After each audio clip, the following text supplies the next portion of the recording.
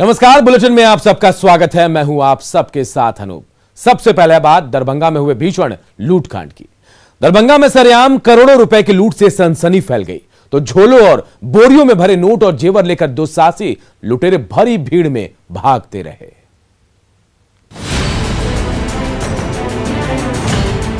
बोरियों और झोलों में करोड़ों के नोट और हीरे जवाहरात लेकर ये लुटेरे दरभंगा की सड़कों पर दौड़े भागे चले जा रहे हैं। किसी के हाथ में झोला है तो कोई नोटों से भरा बैग पकड़े भागा जा रहा है। दरभंगा के व्यस्ततम बड़ा बाजार के लाठ मार्केट में दिन दहाड़े 17 लुटेरों ने इस सनसनीखेज वारदात को अंजाम दिया। देखिए सीसीटीवी में कैद उस घटना की तस्वीरें। कैसे ये लुटेरे झोलों और बोरियों में भर भर कर नोट और जेवर लिए जा रहे हैं।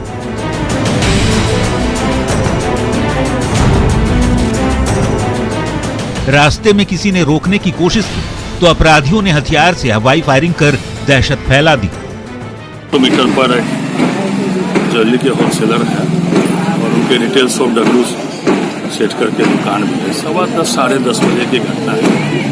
क्या अपराधियों ने घुसकर उसका सारा जो है जेवर दुकान में रखा हुआ लूटा है और फायरिंग कर दिया। कम से कम 20-25 राउंड फायरिंग करते हुए मोटरसाइकिल बैठ के भाग गया।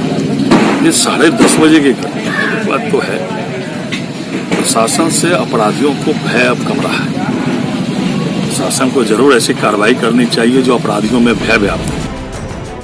दिन के 10 बजे दरभंगा के लाठ मार्केट में पैर रखने तक की जगह नहीं होती है, लेकिन इस व्यस्ततम मार्केट में जिस तरह से अपराधियों ने दिन दहाड़े ऐसी वारदात को अंजाम देने का दुस्साहस किया, उससे दरभंगा पुलिस की कार्यशैली पर गंभीर सवाल उठना लाजिमी है। पुलिस को एक अपराधियों की तरफ से एक चुनौती है और अभी तक इस पर पुलिस के हाथ कुछ नहीं लगे हैं। विपिन कुमार, न्यूज़ 18 दरभंगा। बेगूसराय की मिंटू देवी अपने कलेजे के टुकड़े को न्याय दिलाने के लिए दर दर की ठोकरें खा रही है।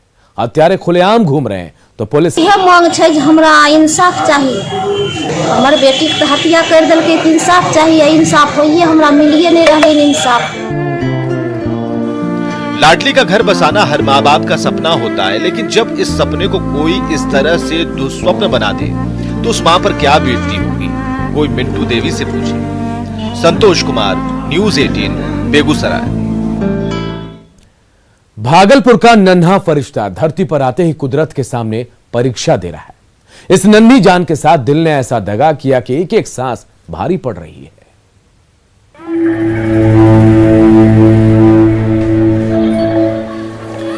धरती पर आने के साथ इस नन्हे फरिश्ते ने अपनी ठीक से सांस लेना भी शुरू नहीं किया था कि कुदरत ने उसकी परीक्षा लेनी शुरू कर दी।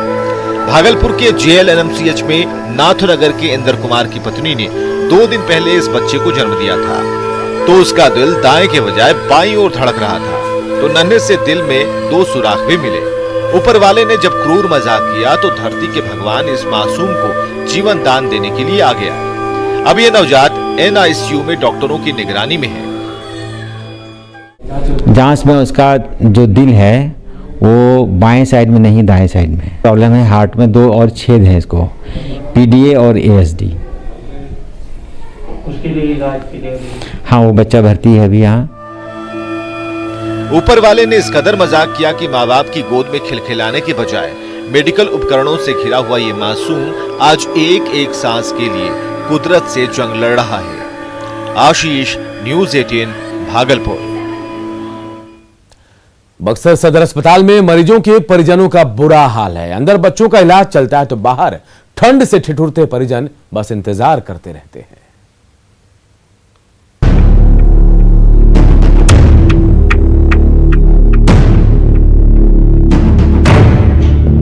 सर्दी की सुबह में ग्रेनाइट की कुर्सी पर लेटी रमा देवी मन ही मन अपने जिगर के टुकड़े की बेहतरी की दुआ मांग रही है। बक्सर सदर अस्पताल के SNCU वार्ड के अंदर बीमार शिशुओं का इलाज चल रहा है। तो बाहर ठंड से जूझते हुए उनके परिजन अपने लाल के स्वास्थ्य लाभ की कामना कर रहे हैं। इस शेड के नीचे बैठी इन तमाम महिलाओं की कहानी एक सी है। कुछ आज ही अपने बच्चे को लेकर पहुंचे हैं, तो इनमें कई ऐसे परिजन हैं जो 10 दिन से अपने लाल की सलामती के लिए 24 घंटे तपस्या कर रहे हैं। दिक्कत तो बहुत हो रहा है। देखिए रात में तो ये तो शीत के मारे ये सब पूरा भींग जाता है। हम लोग 10 दिन से बच्चा लगे हुए भरते हैं। कितना दिन से? 10 दिन से सर। बक्सर में दिनों दिन पारा लुढ़कता जा रहा है और घर के अंदर भी रहना मुश्किल हो गया है। तो जरा इन महिलाओं के बारे में सोचिए जो अपने लाल के लिए एक शेड के नीचे 24 घंटे ठिठुरकर समय काट रही हैं। पुष्पराज, न्यूज 18, बक्सर। मिथिला पेंटिंग ने दरभंगा की ज्योति की कहानी 7 समुंदर पार तक पहुंचा दी और अब इस पेंटिंग को बनाने वाली मिथिला कलाकार पूजा झा की जमकर तारीफ हो रही है। पिता को साइकिल पर बिठाकर गुड़गांव से दरभंगा आने वाली ज्योति के जज्बे को पूरी दुनिया ने देखा। आज ज्योति की कहानी पर देश भर में फिल्में बन रही हैं, तो ज्योति के उसी हौसले को इस मिथिला पेंटिंग में बड़ी ही खूबसूरती से उकेरा गया है। दरभंगा के मिथिला कलाकार पूजा झा ने ये कारनामा किया है। आज ये पेंटिंग न सिर्फ सुर्खियां बटोर रहा है, बल्कि अमेरिका की सिराकल यूनिवर्सिटी की ऑनलाइन प्रदर्शनी में भी इसने सफलता के कई झंडे गाड़े हैं। ज्योति के बारे में आप सबने सुना होगा, जिसने अपने बीमार पिता को साइकिल पे बिठा के अपने दिल्ली से शुरू की और वो गांव पहुंचाई साइकिल पे बिठा के। और रास्ते में कुछ बदमाश लड़के उसे परेशान भी कर रहे हैं। इधर फिर वो बीच में रास्ते में रोक के पानी भी पिला रही है अपने पिता को। पूजा झा की तस्वीरें कोई न कोई संदेश जरूर देती हैं। किसी में देश प्रेम का जज्बा है, तो किसी में ट्रैफिक रूल्स की सीख छिपी हुई है। उनकी कई तस्वीरें मेहनतकशों को सलाम करती हैं, तो अपनी मिथिला पेंटिंग में इन्होंने कोविड वॉरियर्स को भी शुक्रिया कहा है। फिर जो कोरोना योद्धा है, उन्होंने अपनी जान पे खेल के हमें कोई तकलीफ नहीं होने दी और फिर हम अपने घर में सेफ रहे, सुरक्षित रहे। तो मैं इन सब कोरोना वॉरियर्स को सलाम करती हूँ। देश विदेश में कई पुरस्कार जीत चुकी पूजा झा की ये कूची का ही कमाल है कि उनके हाथों से तैयार मिथिला पेंटिंग की इन रंग बिरंगी तस्वीरों के रूप में बिहार की मिट्टी की खुशबू आज देश ही नहीं बल्कि 7 समंदर पार भी फैल रही है। Bureau report, news 18। पूर्णिया के चूड़ा मिलों से नए धान से दिन रात कुरकुरा चूड़ा तैयार हो रहा है और जिसकी ठंड के मौसम में आम लोगों की कुछ ज्यादा ही डिमांड होती है।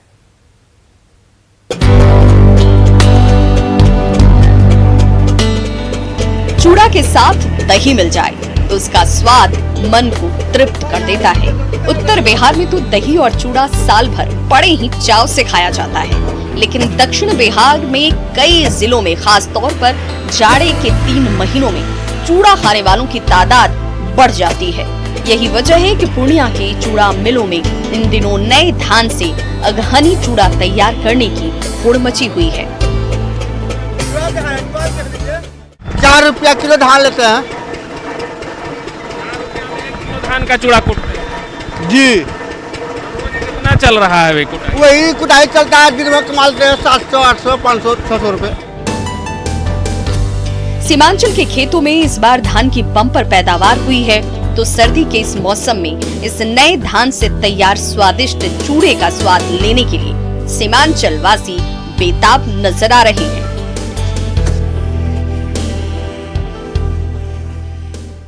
ये 15 किलो धान था सर। अच्छा। धान यही जाके कितना हुआ, 6 किलो 7 किलो धान चाहिए। खूब माने अभी रस रहता है ना चूड़ा? हाँ, रस रहता है नया चूड़ा में। अभी का चूड़ा का मजा है, अलग है। जी जी। पूर्णिया के खलिहानों में नए धान की बोरियां तैयार हो रही हैं। उसी धान से चूड़ा बनाने के लिए चूड़ा मिलों की मशीनों से दिन भर खट खट की आवाजें आ रही हैं, तो इन भट्टियों से निकलने वाली आग की लपटें थमने का नाम नहीं ले रही। राजेंद्र पाठक, न्यूज 18, पूर्णिया। शेखपुरा के खेत प्राकृतिक खाद के बदौलत अब सोना उगल रहे हैं। किसानों ने जब से अपने खेतों में प्राकृतिक खादों का छिड़काव शुरू किया, तब से पैदावार कुछ ज्यादा ही बढ़ गई है। शेखपुरा के किसान गोबर को घोलकर प्राकृतिक खाद तैयार कर रहे हैं। जब यही खाद मिट्टी से मिलेगी तो वही मिट्टी सोना उगलने लगेगी। इसी प्राकृतिक खाद की बदौलत शेखपुरा के खेत हरियाली से लहलहा उठे हैं। मौलानगर के किसान रामबरन यादव ने अपने 300 एकड़ खेत में यूरिया के बजाय गाय के गोबर से बने इसी प्राकृतिक खाद का इस्तेमाल करना शुरू कर दिया है। आज उनके खेत धान और गेहूं के साथ फल और सब्जी भी उपजा रहे हैं। जो माननीय प्रधानमंत्री नरेंद्र मोदी का सपना है कि किसानों का आमदनी दुगना होगा, तो दुगना होगा, लागत कम लगेगा, आमदनी बढ़ेगा, ऑटोमेटिक है। आधा लागत तो यूरिया और डीएपी में चला जाता था, वो बचेगा। शेखपुरा के किसान अब तक यूरिया पर मोटी रकम खर्च करते रहे हैं। इससे मुनाफा तो हुआ, लेकिन मिट्टी की उर्वरा शक्ति घट गई। ऐसे में प्राकृतिक खाद कम लागत में ज्यादा मुनाफे का सौदा साबित हो सकते हैं। अजित, न्यूज़ 18, शेखपुरा। कैमूर के गोविंद भोग चावल से अयोध्या में प्रभु श्री राम को भोग लगता है, तो इस चावल ने कैमूर के किसानों की झोली खुशियों से भर दी है।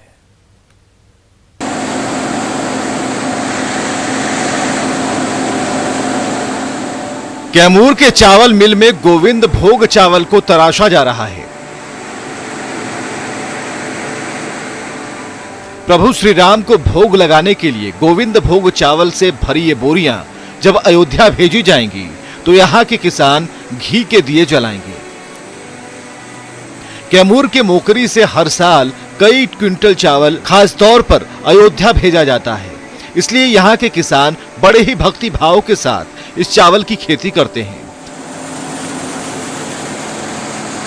गांव के मुखिया बताते हैं कि जब से मोकरी का गोविंद भोग चावल अयोध्या जाना शुरू हुआ है, तब से उनकी जिंदगी में खुशहाली का बसेरा हो गया है।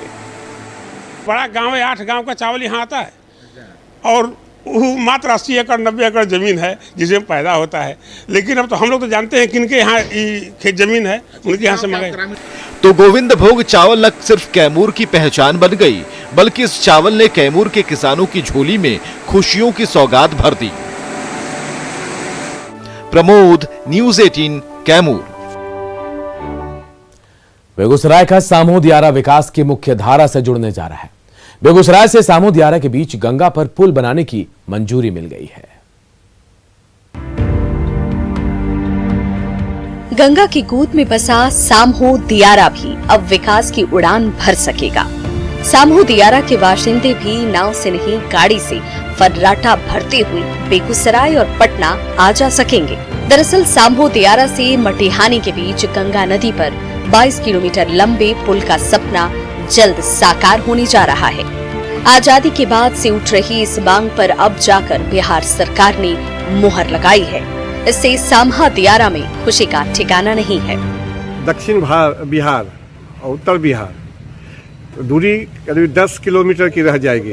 बेगूसराय से उत्तर बिहार ऐसे घूम के ही लखीसराय होकर जाने में 40-42 किलोमीटर लगता था। सालों से उपेक्षा के बीच रह रहे सामहो दियारा में क्या नहीं है। मेहनतकश किसान है, सोना उगलने वाली धरती है, नहीं है तो विकास का पुल जो अब ज्यादा दूर नहीं है।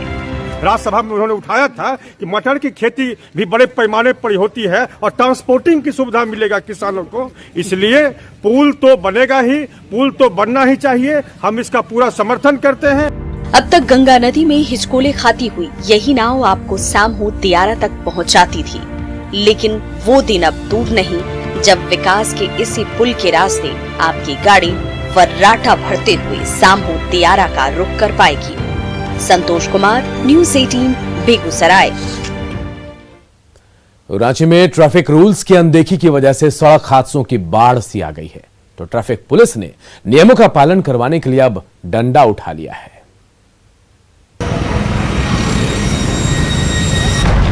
सामने ट्रैफिक पुलिस को देखकर इन जनाब ने अपनी फटफटिया की रफ्तार पर ब्रेक लगा दी, तो ट्रैफिक पुलिस को देखकर इन मोहतरमा को हेलमेट पहनने की याद आ गई। ऐसे ही हैं रांची वासी।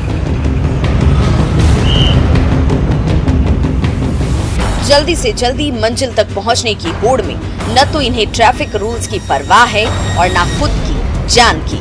तभी तो रांची की सड़कों पर हाल के दिनों में हादसों की बाढ़ सी आ गई है। ऐसे में रांची वासियों को ट्रैफिक रूल्स की याद दिलाने के लिए रांची पुलिस के जवानों को डंडा उठाना पड़ा है कि धीरे धीरे जो रोड जो एक्सीडेंट्स है वो कम हो और लोगों में ये जागरूकता हो कि विदाउट हेलमेट या फिर विदाउट जो लाइसेंस है वो ना चलें, ताकि अपने पास सारे कागजात दुरुस्त करके चलें। जिंदगी अनमोल है जो एक ही बार मिलती है, तो लापरवाही और रफ्तार की होड़ में इसे क्यों गंवाएं? इसीलिए हमेशा ट्रैफिक रूल्स फॉलो करें और अपनी और दूसरों की जान की रक्षा भी। ओम प्रकाश, न्यूज़ 18 रांची। साहेबगंज के पार्क अनलॉक के दौर में भी बंद है। ऐसे में साहेबगंज के बाशिंदों को तफरी करने की जगह नहीं मिल रही है।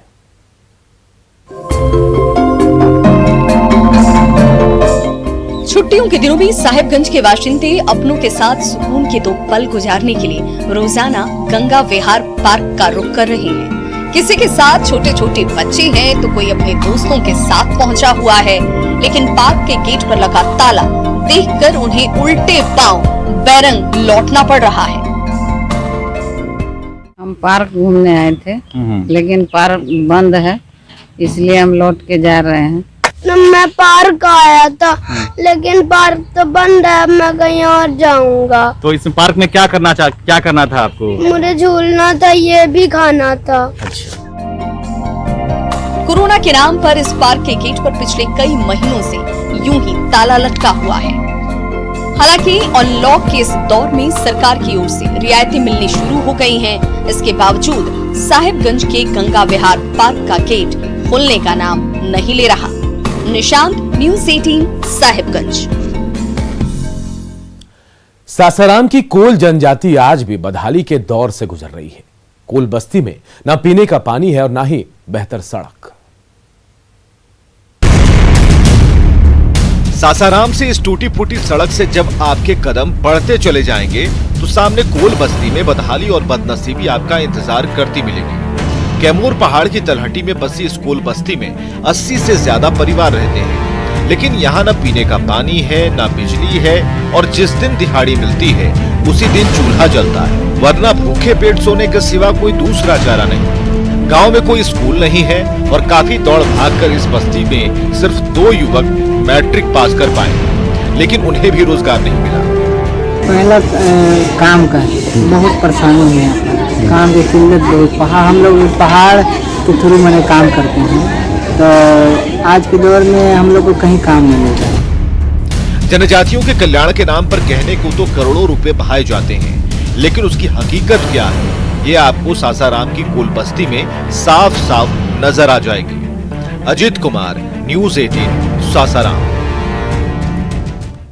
तो तस्वीरों के जरिए कुछ और कहानी बताएंगे। मियां ने अभी दुनिया देखना शुरू ही किया था कि उसकी सांस की डोर थमती जा रही है। दिल के सुराख ने इस नन्ही परी की जिंदगी पर ग्रहण लगा दिया है।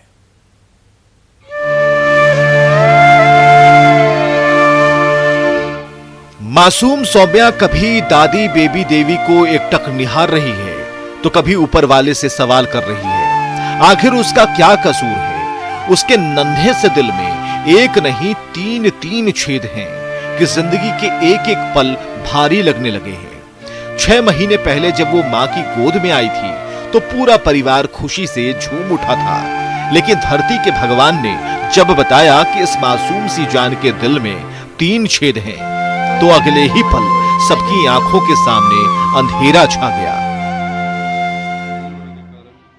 खुश तो देखा जाए तो खुश तो ठीक है, बट इतना बड़ा समस्या प्रॉब्लम देकर के कौन खुश रहेगा सर। 6 महीने के से लेकर के अभी तक चल ही रहा है और इलाज करवा ही रहा है। जहां तक हुआ सक्षम थे हम किए।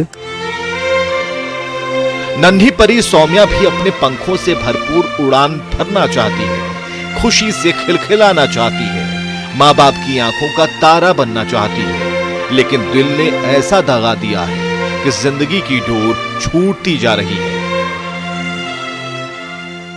तो उसमें दिल में छेद लिख दिए, एगो नहीं 3 गो है।